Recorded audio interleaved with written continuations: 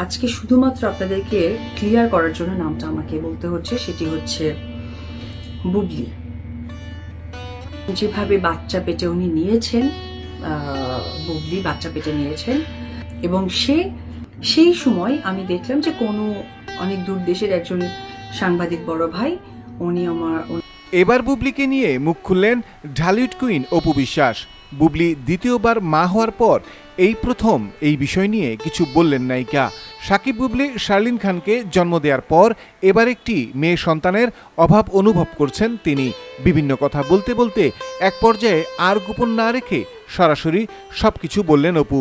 অপু বলেন, আমি কি আব্রামকে পৃথিবীতে একা রেখে যাব? আমার কি আর কোনো অবলম্বন থাকবে না? আমার কি আর বাচ্চা কাচ্চা লাগবে না? আপনারা জানেন আমার মা নেই। যখন নিজেকে খুব একা লাগে তখন আমি আমার বোনকে ফোন করি, আমার ভাইকে ফোন করে অনেক বিষয় আলোচনা করি।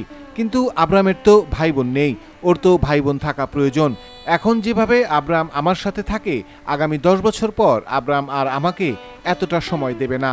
কিন্তু তাই বলে আমার অবলম্বন থাকবে না, আর আমি আব্রামকে পৃথিবীতে একা রেখে যাবো? আমার আর 2-4টা বাচ্চা লাগবে না?